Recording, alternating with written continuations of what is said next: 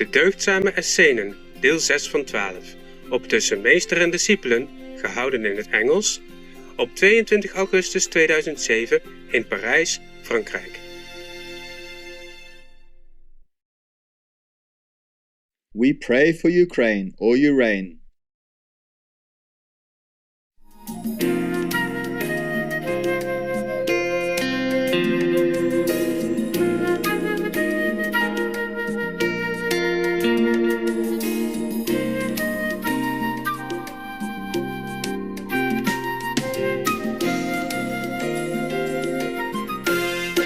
So they study with perseverance and interest the ancient writings, the scriptures, the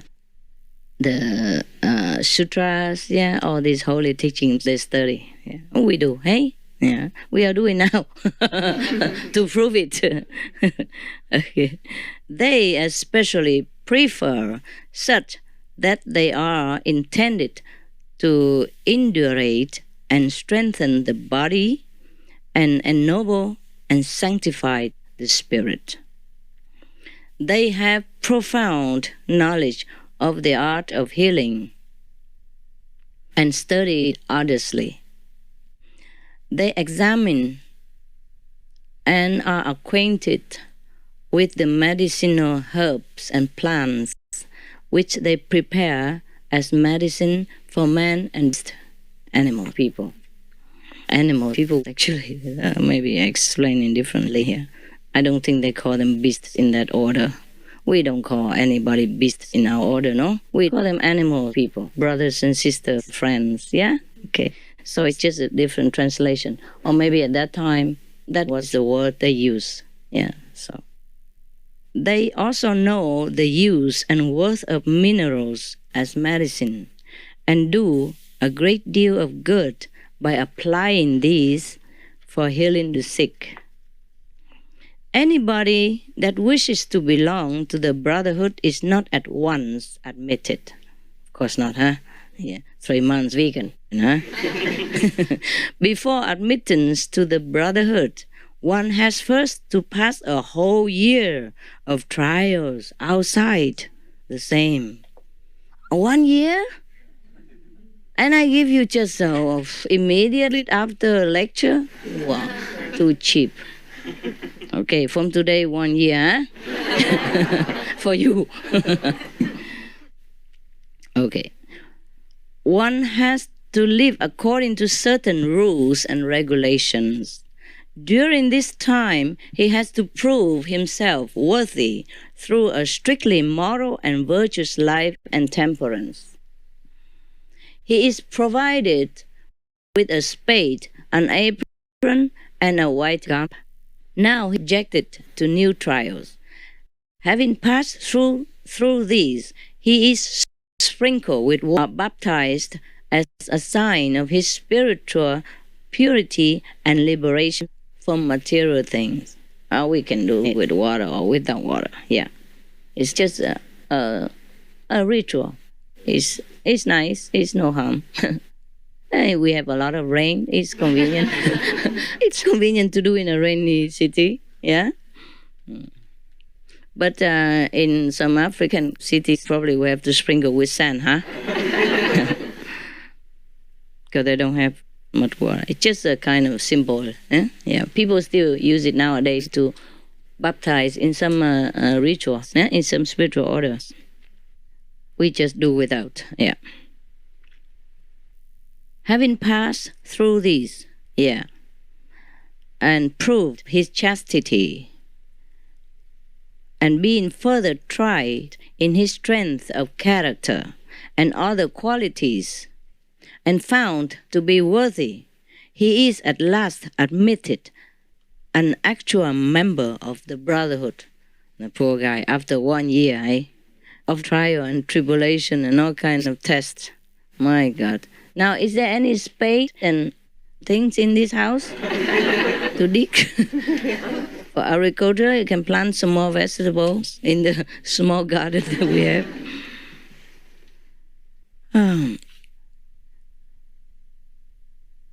But before he touches any food in the presence of the brotherhood does he take this sacred vow. Above all things, to respect God, he must, of a true and pure heart, exercise justice and honesty to all men. Neither of imposed or influenced by others must he harm or hurt any man. Understand? No matter how. Yeah? Okay. During all his life to shun injustice. Further, he vows sacredly ever to obey his worldly rulers, as nobody has the rule without the will of God. Do you understand that? So even if you think the law is not very good, but you still have to obey it, because that might be God's will. Nobody can do it alone. Yeah, it must have been the karma of certain countries that the citizens have to undergo such and such dictatorship or strict governance. That's why we do not want to ever criticize anyone. We just pray for peace and make an example of kindness. Yeah? And hope that other people might do the same for the sake of everyone. Huh?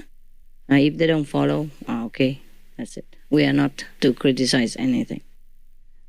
But as it is, as we know that what we sow, so shall we reap. Yeah? So in our hands, we must exercise the power of kindness and compassion only. Understand, huh? Yeah.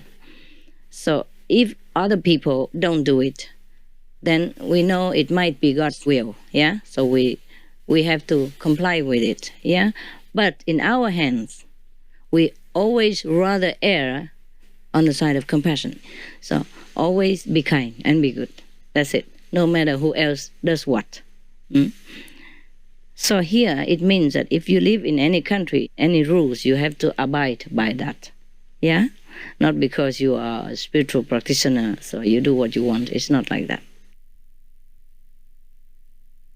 Just like the similar teachings of Confucius, say you have to be loyal to your king and your country.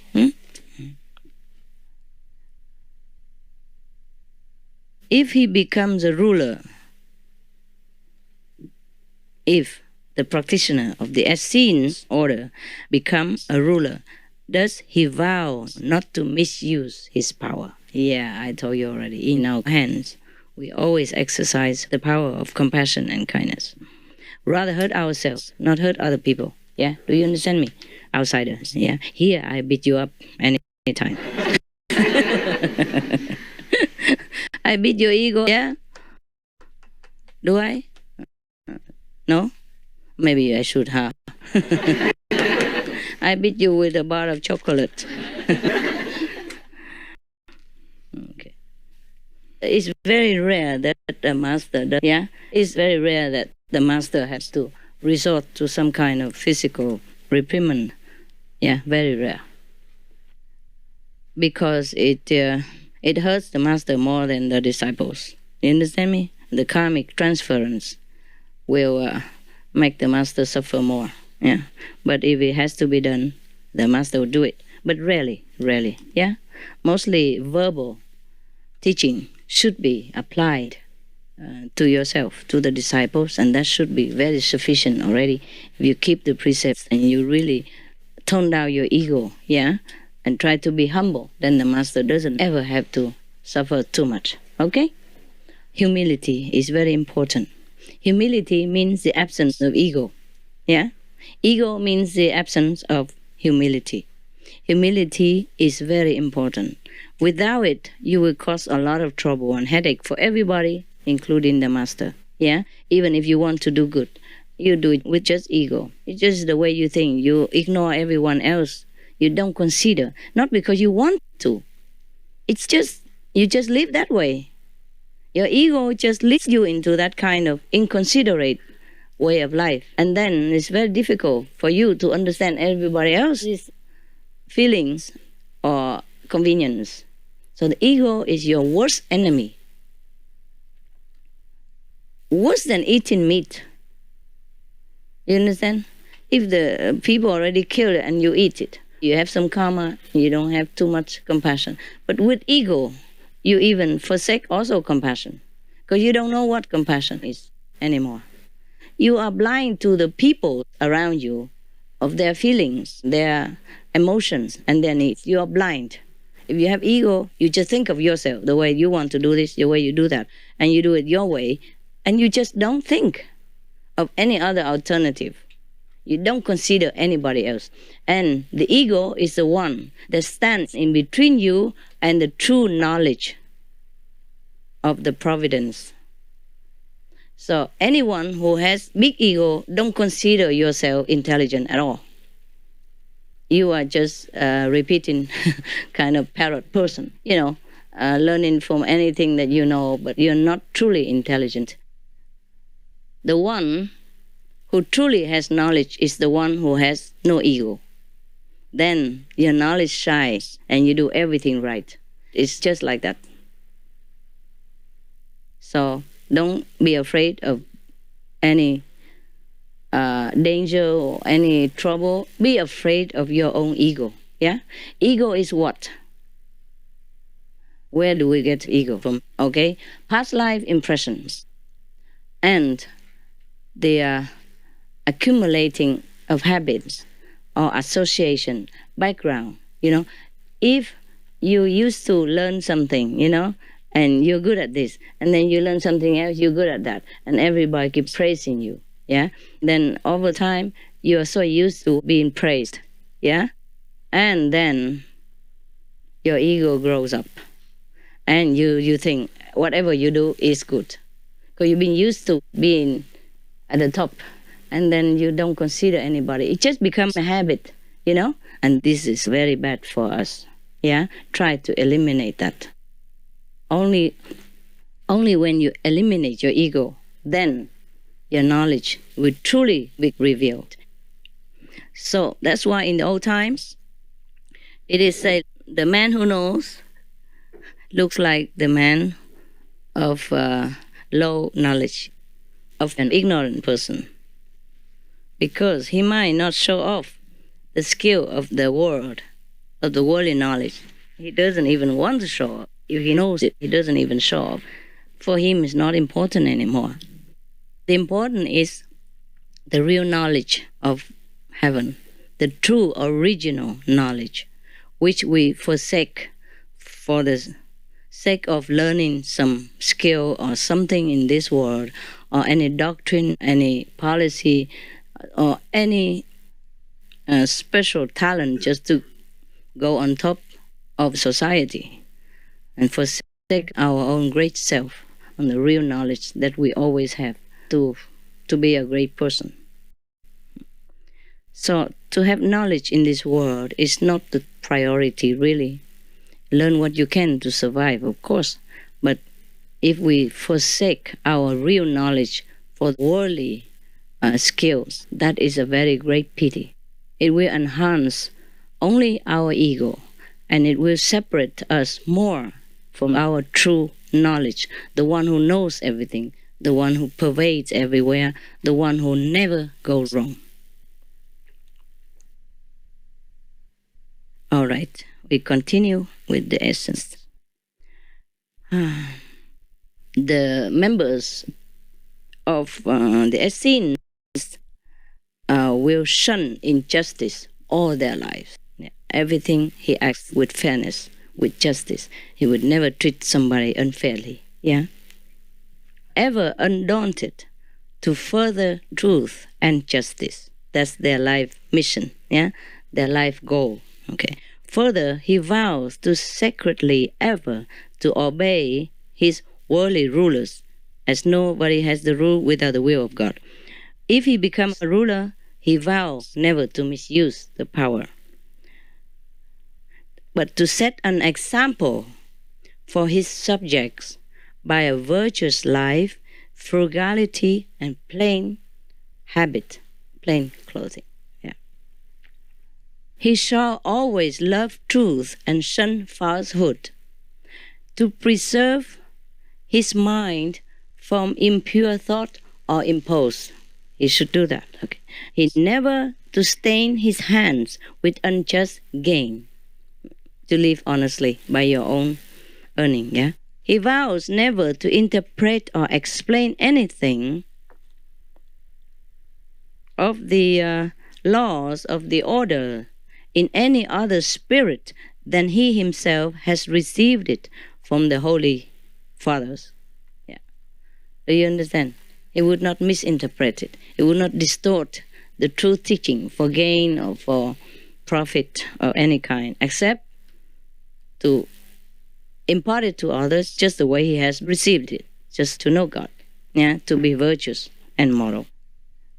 To faithfully hide and take care of the books. Hide and take care of the books and archives of the order. Wow. To hide it. Huh. Must have been tough at that time too, hey? Yeah.